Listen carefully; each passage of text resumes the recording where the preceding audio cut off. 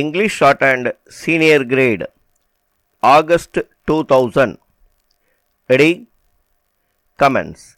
Mr. Deputy Speaker, Sir, I am grateful to you that you have come to a stage when we wind up the debate. I am very thankful to the honorable members for the very lively discussion that has taken place for so many days.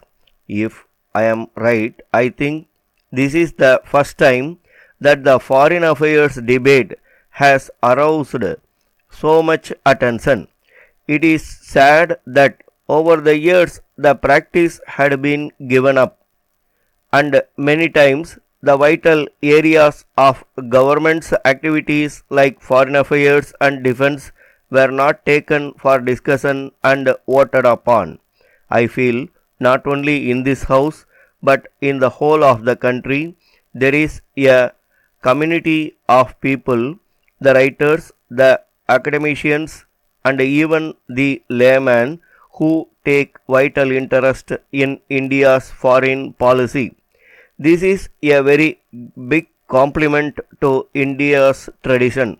I can only assure you that it will be my endeavor, so long as I hold this charge, to try to enliven the debate. I will be very keen always not only to discuss here in the house but also with those who are experts outside to benefit from their views, overlooks and studies. In India, we have a heritage of foreign policy that represents the best of our culture. It also represents the views and the efforts of the master builders who built independent India. That is how our foreign policy was shaped.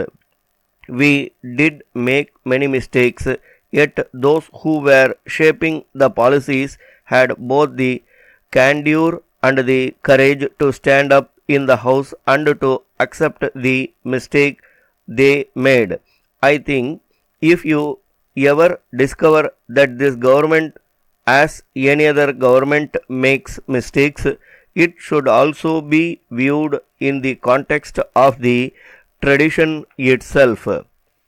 After all, policies are made by human beings. Therefore, policies and perceptions sometimes can go wrong. But one thing on which we must not make a mistake and must never go wrong is on the basic principles of our foreign policy. As I sat here and 3 or 4 days discussing with the honorable members, hearing their views on various aspects of foreign policy, I felt more humble. I heard them with humility because most of them are more learned than me. They know better than me.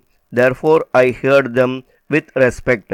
I promise again that it would be my attitude all the time that I hold charge of this portfolio. In the debate, when I heard my friends, I found one thing missing. That was the perception of change that has taken place all over the world. If we do not understand that no country, particularly India, can ever make a well thought out foreign policy, we must try to understand that Soviet Union of today is something very different from what Soviet Union was yesterday. I had the privilege of staying there for nearly 5 years as ambassador of this country. When I took around, when I look at the phases of the policies, I perceive a good change there. This tremendous change should be and should have been the subject of debate here. There may not be a consensus on that. When learned members are sitting here, I was hoping that we would try to spell out and try to share with each other as to how we understand the change. That would be more helpful. So it will be our endeavor, as I said just now, to pursue a policy that is both sensible and sensitive and also serves the national interest. Thank you very much. Letter from through Balasubramanian Secretary, Residents Welfare Association, Pallavaram, to the Managing Director, Metro Water Board, Chennai. Sir, I understand that Metro Water Board have plans to supply drinking water through Krishna River Water Scheme to Kannan Nagar area, which is just half a kilometer from Pallavaram. I am to mention that the residents of our area suffer from lack of potable water for quite a long time. The water that is now available is not fit for drinking as it is brackish and hard. At present, the residents are using mineral water for drinking purposes, which affects their monthly budget very much.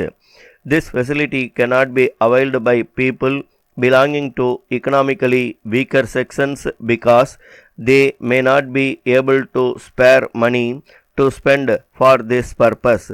Hence, I would like to request you kindly to extend the Krishna water scheme to our area also when it is made available to our neighboring colonies.